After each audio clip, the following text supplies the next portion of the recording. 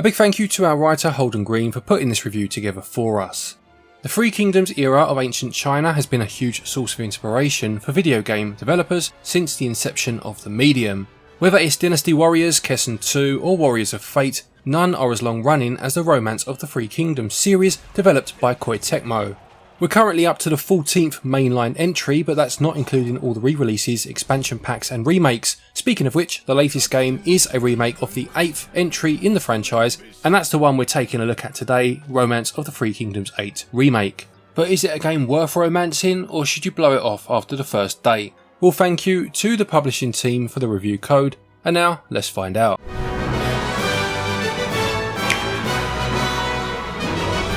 The goal of Three Kingdoms 8 is to conquer China. How you do this is up to you, because Three Kingdoms 8 allows you to play as anyone during this time period and start at any point.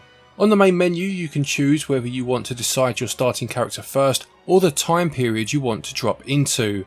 There are lots of options and you can choose one person from the 1,000 available. Some are great warriors, some are master strategists, whilst others are just trying to deal with their mediocrity. I know the feeling.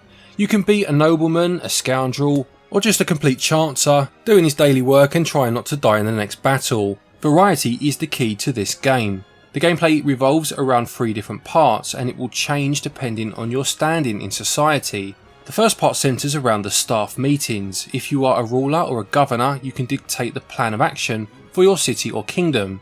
You can plot against rival states, send spies or moles, you can draft troops, move resources around and try to employ new generals.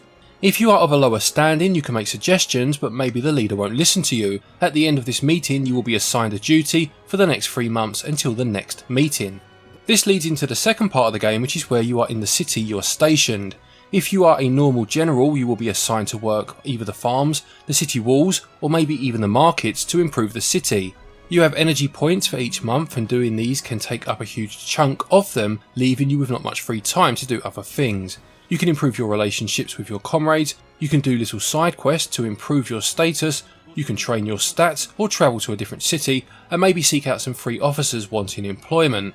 There are lots of things to do, but just like anyone I'm sure of our sort of age will testify to, you don't always have the energy to do it. Finding the balance is very important. If you want to dedicate your life to work, that's fine. You'll get through the ranks quickly if you are a genius, but if you are quite average, maybe you fancy doing the minimum workload while also dedicating time to improving your standing elsewhere, like finding a wife and even having a child with them. In this remake, the relationship aspect has been vastly expanded on, which is one of the best things about it. It's a lot more clear about compatibility and how to get into people's good books. You can form bonds which help out on the battlefield. If you're good mates with everyone in a fight, then your attacks will get a huge boost against opponents. You can become sworn siblings, you can be friendly rivals or antagonists, and as already mentioned, you can get married. Another big addition to this is the Tales menu.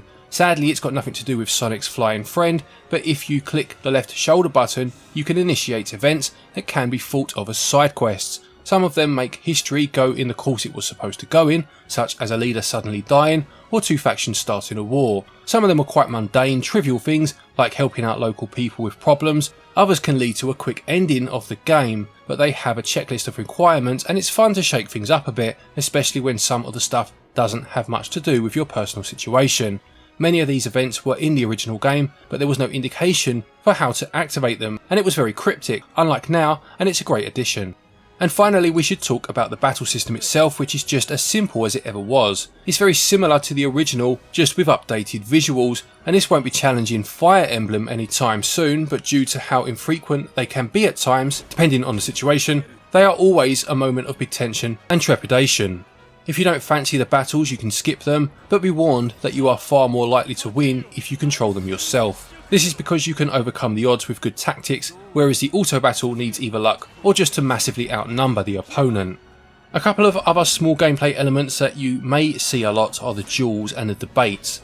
These have been overhauled from the original and are decent, if a little unintuitive. After about a dozen hours I'm still not entirely sure how they work. They do seem quite random, but if I keep winning then I suppose there's nothing wrong with that. But back to the 3 main sections. They sound very simplistic and maybe even mundane, and it can get that way at times if 2 opposing armies are too polite to make the first move, or if you want to go on the attack but you know you have no chance of success, so you can end up pottering about not doing a whole lot, and if that's the case you can request a transfer elsewhere where there may be a bit more action. Personally, I found this game unbelievably addictive. It has a severely captivating loop of 3 gameplay styles, none of which ever last long enough to get boring. You're always flitting between at least 2 of them, with the 3rd one there to spice things up further. Even during the downtime you can still think about doing one more season before bed, and the next time you look at the clock it's 2:30 in the morning. You always feel that you're making progress, sometimes by a lot, sometimes by not so much, but you've always got a goal that you want to achieve. Moving on to controls, if you've played the previous game on the Switch, one thing you will have noticed is how much time was needed to get used to those controls.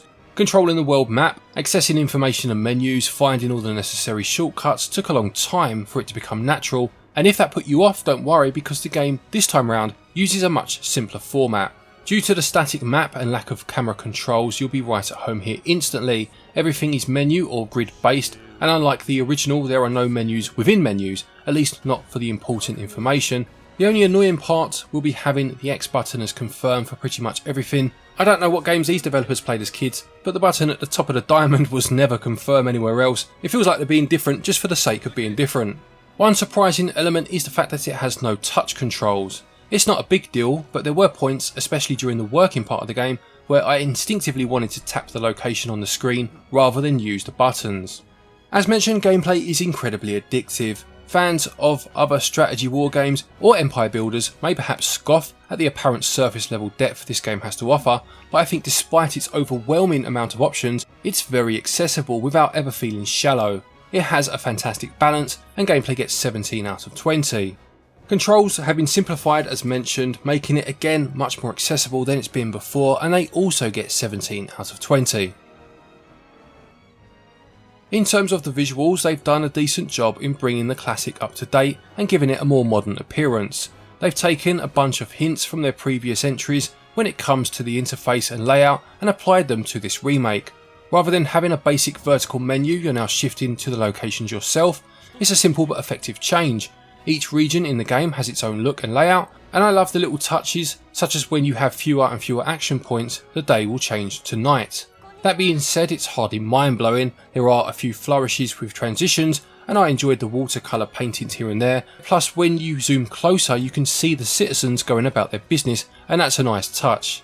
But it is a simple looking game. It doesn't need to be fancy, but looking back at the series I think it could have been a bit more stylised.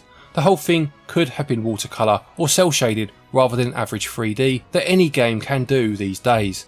One of the most impressive things about the game is the sheer amount of character artwork. There are thousands of officers in the game and they all have unique portraits. Some have more attention put into them than others, and a lot of them are reused from the previous couple of games, but you rarely see this amount of bespoke art in games anymore. Playing on the big TV you can notice that the resolution of these art pieces isn't as sharp as it could have been, but in handheld mode it's barely noticeable, to be fair. The battle system is the weakest aspect of the visual presentation. Many of the maps are quite bland and lifeless.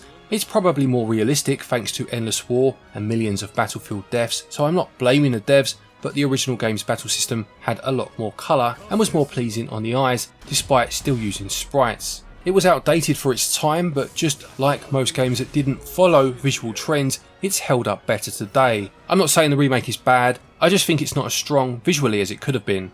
In terms of performance, I didn't notice any issues to speak of, nor did I come across any glitches. In terms of the audio, the soundtrack to the game uses traditional Chinese instrumentation and compositions to good effect. Each region of China has its own theme, often a beautiful but short melody that will quickly worm its way into your brain. Unfortunately, depending on how your save is going, if you are stationed in the same location for a while, it can get repetitive, but the opposite of course can also happen. If you play very efficiently like myself, you'll find that soundtrack is shifting around all the time, barely getting started before the next one begins as I go from city to an event, back to the city and into a meeting. The soundtrack is good, but I think there could have been a better balance. It's worth noting that you can play with either the original soundtrack or the remastered version, although I couldn't really tell the difference between them myself. The voice acting is in Japanese only, which is fine, but it's a bit strange they don't have Mandarin as an option as they had in the previous games. Perhaps to some people it won't make a difference, but as someone who loves both languages, this game would be far more immersive with authentic regional voices. Visuals do the job, although they are a bit bland at times, but performance is strong and they get 14 out of 20. Audio has a melodic quality to it, but as I said, does have the potential to become quite repetitive, and also gets 14 out of 20. Romance of the Three Kingdoms 8 Remake costs £49.99 and regional equivalents are on your screen now. Now this is of course a AAA price for the Switch, and if you are looking at the presentation you may struggle to see where the value is. To some this may be a big waste of money, whilst to others the price may be irrelevant due to the sheer amount of hours they will sink into it. There's no exaggeration when I say that hundreds of hours will be squeezed out of this for those that really resonate with the historical era and get into the addictive gameplay loop. It may take you 20 or 30 hours just to conquer China once, and due to the variety in gameplay styles and options, it's very easy to jump straight back in for more. If you look at some of the numbers people rack up in games like Civilization, this is exactly the same. And then of course there is the fact that there have been some quality of life updates for this remake that I do feel make the game a better package overall, although it could be argued that the visual section feels slightly downgraded owing to the more generic visual style chosen this time. A difficult one to score in a game like this, but on balance, value gets 15 out of 20. To conclude, Romance of the Three Kingdoms 8 Remake is a fine reimagining of a well-loved but incredibly niche game. It takes what made the original loved and brings it to modern consoles in the best way possible. I do want to stress that this game won't be for everyone, and the scores given here are for those that are into this sort of thing, or those who may be thinking about dipping their toes into this particular genre. From an outside perspective, it's easy to dismiss this as a glorified spreadsheet simulator with not much action going on at all, and that can be true at times, but unlocking the potential of Romance of the Three Kingdoms, where you are playing how you want and overcoming the challenges, eventually overcoming the stalemate between two huge kingdoms before finally driving home victory, is an incredible feeling. It does help if you love the Three Kingdoms era or previous games of course, but I also feel that this game could help you fall in love with it in the first place.